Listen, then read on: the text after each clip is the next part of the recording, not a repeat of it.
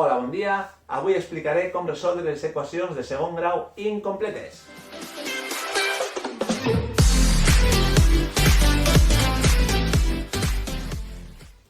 Molt bé, primer de tot, saber el que vol dir una equació de segon grau incompleta. Una equació de segon grau s'anomena que és completa quan tinc tots els termes d'un polinomi de segon grau. Per exemple, tinc el terme de x quadrat, el terme x i el terme que suposaria de grau 0.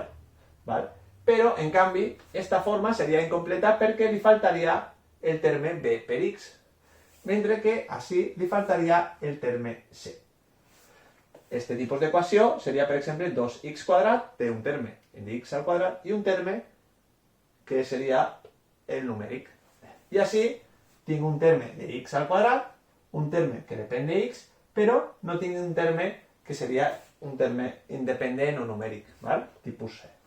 Per tant, i per què aquesta diferenciació? Molt important, perquè és diferent la forma de resoldre cadascuna d'aquestes equacions. Tant sigui la forma general, com esta incompleta en què falta el terme que depèn de x, com que esta que li falta el terme numèric. Vaig a explicar-vos com resoldre aquests dos tipus d'equacions. Però abans d'això, anem a un exemple molt senzillet.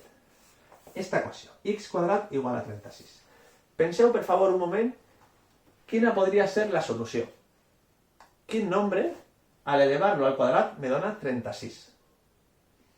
Molts, segurament, ja esteu pensant, home, quin nombre multiplicat per ell mateix siga 36? El 6. Clarament, x igual a 6 és solució al problema. Però, en realitat, quina operació hem fet per aplegar a que la solució és x igual a 6? Hem fet, en realitat, l'arrel quadrada de 36. Perquè, si recordeu, 6 a l'elevar-lo al quadrat dona 36. I l'arrel quadrada és precisament l'operació inversa, és a dir, l'arrel quadrada de 36 me dona 6. Per tant, si jo faig l'arrel quadrada de 36, estic buscant quin nombre, al multiplicar-lo per ell mateix, me dona 36. I aquesta és la solució. ¿Vale? Trobar quin nombre que al multiplicar-lo per ell mateix me dona 36. I no sols això. Recordem un poc. L'arrel quadrada d'un nombre positiu tenia dues solucions, recordeu? Igual que aquesta equació. Esta equació té dues solucions. Una és més 6 i l'altra és menys 6. Menys 6, si elevem al quadrat, dona també 36. Per tant, la solució és més o menys 6. També podeu trobar aquesta altra notació. La primera solució és 6 i la segona solució és menys 6. D'acord? I què passa quan ens trobem amb aquest tipus d'equació? Quin nombre a multiplicar-lo per ell mateix me dona menys 25? Ningú. Si feu un poquet, si el provem amb el menys 5, menys 5 per menys 5 dona més 25. Fixeu-vos que si faig l'arrel quadrada de menys 25, això no tenia solució. Val? I el raonament és precisament el que acabo de fer. No trobo cap nombre que al multiplicar-lo per ell mateix me doni un resultat que siga negatiu. Val? Molt bé, si això està clar, ara això d'ací s'entendrà molt més fàcil. Com resoldre aquest tipus d'equacions? En el que falta el terme que depèn de x. El procediment és molt paregut al de les equacions lineals, és a dir, aïllar la x. Mireu, per aïllar la x, la primera cosa que faré serà, com sempre, deixar els termes que depenen de la x en una banda i els que no depenen de la x a l'altra banda. Per tant, el menys 18 el passaré sumant al segon membre de l'equació.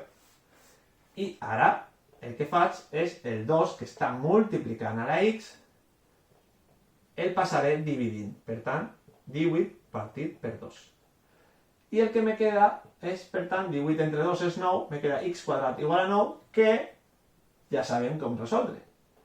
La resolució seria x és igual a l'arrel de 9, i això vol dir que la x és més o menys 3. Val? Recordeu, dues solucions. L'arrel quadrada de 9 té dues solucions.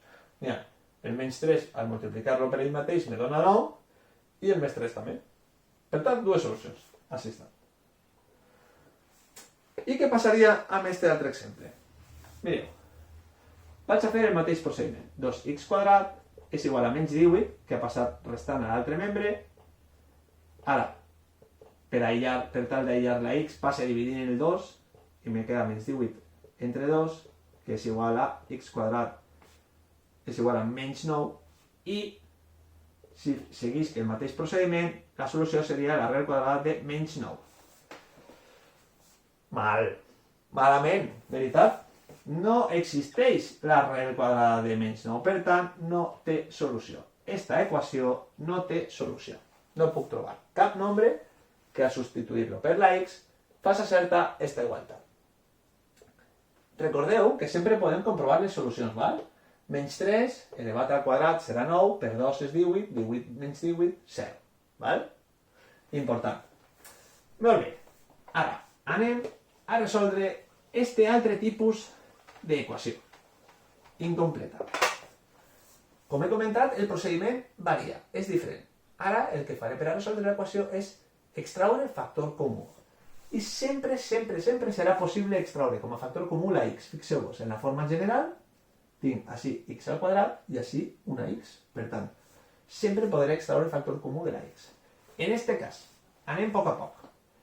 X al quadrat, si faig la descomposició, és x per x menys 5 per x igual a 0.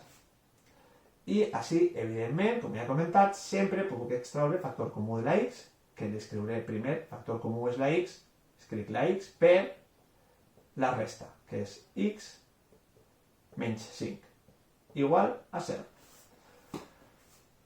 I ara ens trobem amb una forma que té una solució molt senzilla. Mireu, se resol mitjançant la lògica.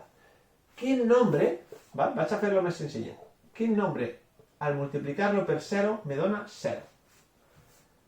No me digueu que un terç, perquè un terç, si faig el producte de fraccions, me quedarà 3 partit 3, això és 1. O sigui que això no val, no és un terç. L'únic nombre que al multiplicar-lo per 3 me dona 0 és el 0. I això, aquest raonament es pot fer amb qualsevol altre nombre. Per tant, una solució d'esta equació, que és equivalent a l'anterior, recordeu, val? Esta equació i esta són equivalents, una solució serà que un dels dos factors siga 0. O sigui que si la x és 0, serà solució, comprove. Si substituïs així el 0 al quadrat, menys 5 per 0, és 0 menys 0, és igual a 0. Correcte? I en general sempre serà solució, fixeu-vos. 0 al quadrat per a, 0. 0 per b, 0. 0 més 0, 0. Molt bé. I l'altra opció que també tinc és que x menys 5 siga 0. Menys 5 igual a 0. Clar, si este factor d'ací és 0, al multiplicar per un altre nombre, serà també 0. I això el que queda és una equació de primer grau, molt senzilleta, que sabem que la solució és x igual a 5. Perquè si el menys 5 passa sumant, me queda més 5. I 5 és solució? Sí, fixeu-vos. 5. Vaig a substituir. 5 menys 5 és 0. I al multiplicar-lo per 5, me donarà 0. Per tant, sí que és certa aquesta igualtat. I si vinc així, me passa igual. 5 al quadrat és 25, menys 5 per 5, que també són 25, me dona 0. Per tant, també és solució. Aquestes són les dues solucions. Molt bé. I si és un poc més complex, per exemple, este cas d'ací, faig el mateix. Factor comú de la x, perquè és l'únic factor comú d'estos dos, i així me quedaria 5 per x menys 2. Comprove. X per 5x és 5x al quadrat, x per menys 2 és menys 2x. Molt bé. I ara, per a que aquesta equació tingui solució, una de dos. O la x és igual a 0, val? Perquè x per lo que siga donarà 0, o tot això és igual a 0. És a dir, 5x menys 2 és igual a 0. Per a resoldre aquesta equació de primer grau, el que ja sabem. 5x és igual a més 2, perquè el menys passa sumant, el menys 2, i la x queda que és igual a 2 quints. Podria comprovar aquesta solució al substituir-la en l'equació original. O més ràpid, inclús substituint-la en esta equació intermitja. Però per tal de no equivocar-vos, millor així. Molt bé. I la pregunta és, així tenia o dues solucions o cap solució. I així, sempre tindré dues solucions, una x igual a 0 i una altra diferent? O en algun cas podria ser que no tinguera solució? Vaig a demostrar-vos que sempre tindré dues solucions. Una serà x igual a 0 i l'altra dependrà dels factors a i b. Mireu, en general, aquesta expressió jo puc factoritzar-la, és a dir, extraure el factor comú de la x i me quedarà a per x més b igual a 0. I ara, una de dos, o la x és igual a 0, ¿vale? Per tal que este producte siga 0, o l'altra opció és que ax més b siga igual a 0. Puc resoldre aquesta equació i me quedarà ax igual a menys b, que és el mateix que dir que x és igual a menys b partit per a, ¿vale? Perquè la estava multiplicant, passa a dividir.